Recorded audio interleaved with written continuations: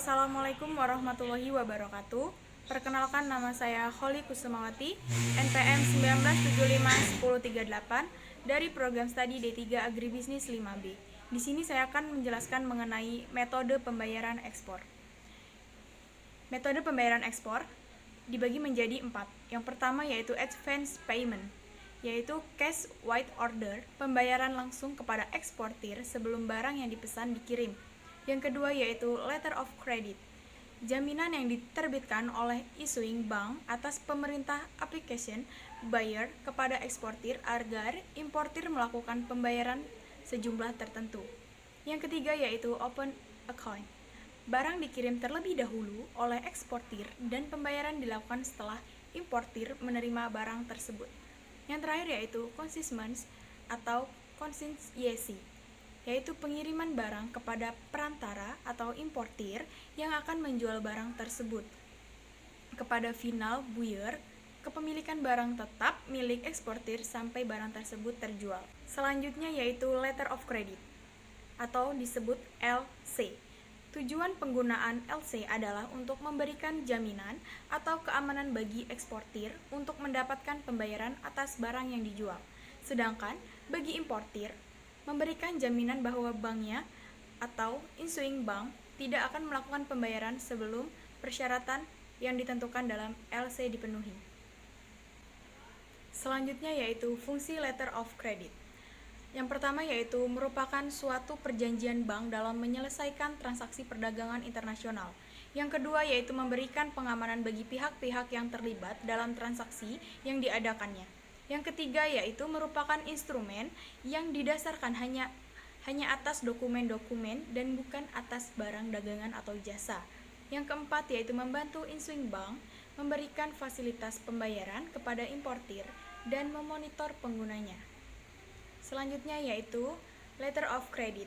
LC yang dikirim dari opening bank kepada koresponden bank biasanya terbentuk menjadi 3, yaitu surat atau mail LC, yang kedua yaitu telex atau cable LC, yang ketiga yaitu SWIFT, the Society for Worldwide Interbank Financial Telecommunication.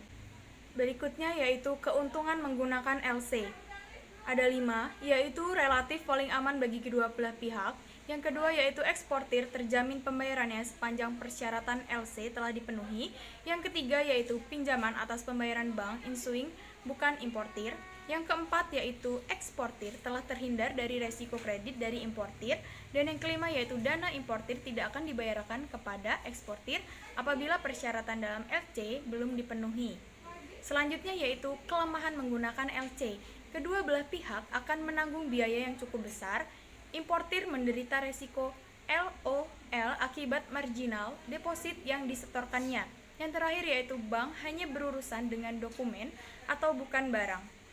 Selanjutnya yaitu pembukaan LC. Hal-hal yang perlu diperhatikan oleh importir opening bank kepada aplikasi pembukaan letter of credit atau LC. Yang pertama yaitu nama jelas dan alamat eksportir atau beneficiary. Yang kedua yaitu jumlah dan valuta atau jenis mata uang. Yang ketiga yaitu jenis LC, apakah revocable, irrevocable atau transferable. Dan yang keempat yaitu apakah LC tersebut akan diselesaikan dengan cara pembayaran, akseptasi atau negosiasi. Dan yang kelima, atas siapa wesel atau draft akan ditarik dan bagaimana tenor draft tersebut. Yang keenam yaitu uraian singkat dari barang-barang yang akan diimpor akan termasuk jumlah dan harga per unit jika ada. Yang ketujuh yaitu syarat-syarat penyerahan barang dalam kondisi FOB, CVR, CIF, dan sebagainya. Yang kedelapan yaitu perincian dokumen-dokumen yang diterima. Yang kesembilan, nama pelabuhan pemuat dan pelabuhan tujuan. Yang ke-10 yaitu transpayment atau pindah kapal diperbolehkan atau tidak. Yang ke-11 yaitu pengapalan sebagian-sebagian atau partial shipment diperbolehkan atau tidak. Yang ke-12 yaitu tanggal pengapalan terakhir atau latest shipment. Yang ke-13 yaitu tanggal jatuh tempo atau expiry date.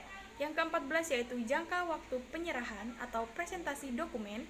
Yang ke-15 yaitu apakah LC akan disampaikan per surat. mail, telex, kabel atau SWIFT, SWIFT. Yang ke-16 yaitu pernyataan tunduk pada syarat-syarat umum bank untuk penerbitan LC di luar Indonesia.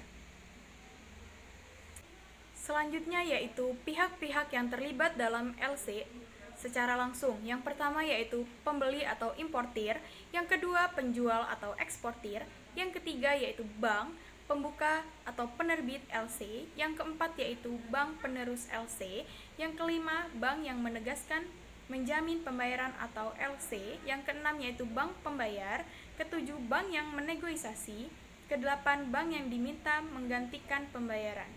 Selanjutnya yaitu pihak-pihak yang terlibat dalam LC secara tidak langsung. Yang pertama yaitu perusahaan, maskapai pelayaran atau perkapalan, yang kedua yaitu bea dan cukai atau pabean, yang ketiga yaitu perusahaan asuransi, yang keempat badan-badan pemeriksa, dan yang terakhir yaitu badan-badan penelitian lainnya. Selanjutnya yaitu tata cara memahami syarat dan kondisi LC. Kriteria-kriteria pokoknya diantara lain yaitu yang pertama, authentic LC. Bila LC dibuka dengan surat periksa apakah tanda tangan pejabat dalam LC tersebut telah cocok dengan spesimen yang masih berlaku yang diterima dari opening bank. Yang kedua yaitu bila LC dibuka dengan telex, kawat periksa angka tesnya apakah betul atau tidak. Selanjutnya bila LC dibuka dengan SWIFT, apakah pertanyaan AUTH oke? Dan yang kedua yaitu applicants, apakah nama dan alamat lengkap importir telah dicantumkan dengan benar? Yang ketiga yaitu issuing bank, apakah alamat dan nama issuing bank telah tercantum dengan benar? Yang keempat yaitu date of issued, misalnya seperti apakah tercantum secara lengkap tanggal, bulan, dan tahun penerbitan LC. Yang kelima yaitu date and place of expiry, seperti apakah jatuh tempo LC telah dicantumkan tanggal, bulan, dan tahunnya secara lengkap. Apakah telah dicantumkan pula nama, kota, atau negara di mana LC bersangkutan berlaku. Selanjutnya yaitu bila jatuh tempo pada hari libur, maka diperpanjang sampai hari kerja pertama berikutnya. Tata cara yang keenam yaitu transferable credit. Misalnya seperti apakah ditransfer kepada beneficiary kedua, disebutkan secara jelas, diperkenankan atau tidak diperkenankan. Yang ketujuh yaitu confirmation. Apakah saat LC diteruskan kepada beneficiary yang diperlukan adanya tambahan konfirmasi atau tidak? Apakah dalam LC tersebut adakah tercantum atau tidak? Yang kedelapan yaitu amount. Apakah angka dan huruf dicantumkan kode mata uangnya? Yang kesembilan yaitu availability. Dibagi menjadi 5, yaitu apakah LC telah menunjukkan bank yang dikuasakan untuk membayar atau paying bank. Yang kedua yaitu apakah LC menyebutkan secara jelas perlakuannya. Yang ketiga yaitu apabila LC berlaku by different payment, apakah telah dicantumkan bagaimana dan kapan jatuh tempo pembayarannya. Yang keempat yaitu apabila LC berlaku by accepted, apakah LC telah mensyaratkan minta draft yang ditarik atas bank yang disebutkan dan kapankah jatuh tempo wesel berjangka yang ditarik itu. Yang kelima yaitu apabila LC berlaku negotiation, ada 2 jenis LC by negotiation. Selanjutnya tata cara yang ke-10 yaitu draft. Ditarik atas permohonan kredit atau application, pembuka kredit atau opening bank, atau bank pembayar yang ditunjuk atau playing bank. Bila draft ditarik pada applicants, maka draft tersebut akan dianggap sebagai dokumen tambahan. Yang ke-11 yaitu partial shipment dan transhipment. Misalnya seperti allowed atau not allowed, prohibited. Yang ke-12 yaitu insurance. Apakah ditutup oleh applicants atau beneficiary. Yang ke-13 yaitu transport details. Port of loading, port of destination, dan late shipment date. Apakah telah dicantumkan dalam LC? Yang ke-14 yaitu description of good. Dibuat secara ringkas dan jelas, tidak berlebihan. Yang ke-15 yaitu trade terms. Apakah telah memuat syarat penyerahan barang, misalnya CIF, CVR, dan FOB. Yang ke-16 dan terakhir yaitu presentation period. Berapa hari setelah tanggal pengapalan bill of lading, dokumen-dokumen tersebut harus dipresentasikan ke bank. Slide berikutnya yaitu dokumen utama dalam LC, dibagi menjadi 5, yaitu draft, kedua commercial invoice, ketiga bill of lading, keempat packing list, dan terakhir yaitu policy assurance. Baik, cukup sekian presentasi dari saya. Jika ada salah kata saya mohon maaf.